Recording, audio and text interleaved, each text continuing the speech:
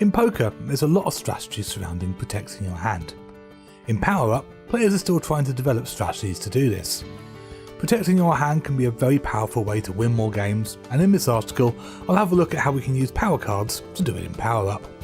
In my last article I talked about how we can use the scanner and engineer cards to change our odds of hitting our draws.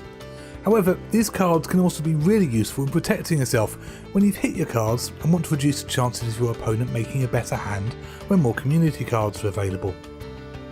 A quick reminder of how the scanner and engineer cards work.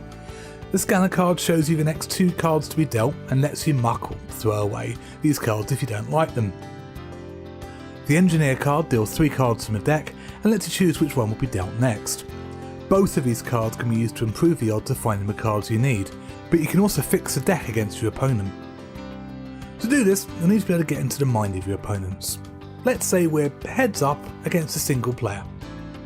The flop is showing 2 clubs, with queen high, and our opponent is betting just under half the pot. We have a made hand of a set of queens, so we're obviously not going to be folding the best hand possible so far.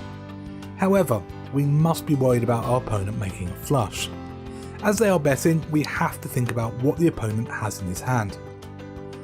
We have 2 of the queens not on the board, so the chances of them holding the last queen in the deck is quite small.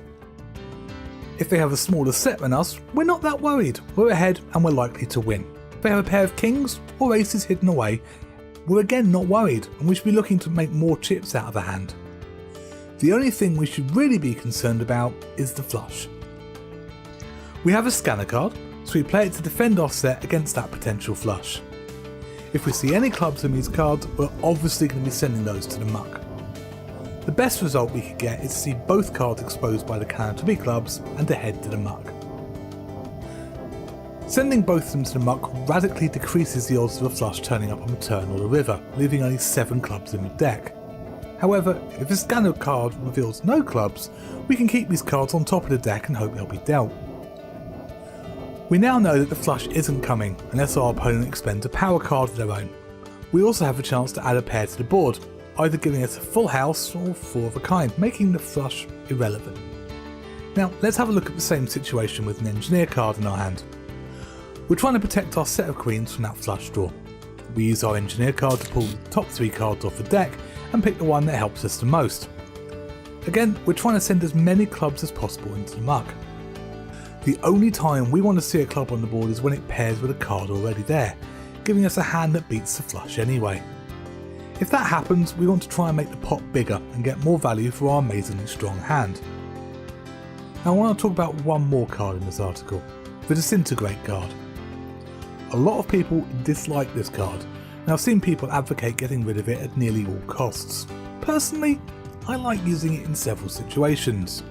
It is a purely defensive card, but when that card hits the board and makes a flush or straight draw into a made hand, playing Disintegrate can't be bad, and sometimes it's a game saver. It does show that you're concerned about that draw, but if you also use it as a bluff in other situations, you can avoid that being quite so obvious. As you can see, the addition of these power cards really does change the way you play this game. As I said in the last article, you can use them to make a hand, but as I hope I've shown in this article, you can also protect your made hands when you need to. Now, I'm still learning, and I'm by no means an expert. Yet. Give me some more time and a lot more games of Power Up, maybe I'll get there. I know I'm not the only one who's taking this game seriously, and here at Power Up we plan to give you the tools to become one of those people. I'll see you next time.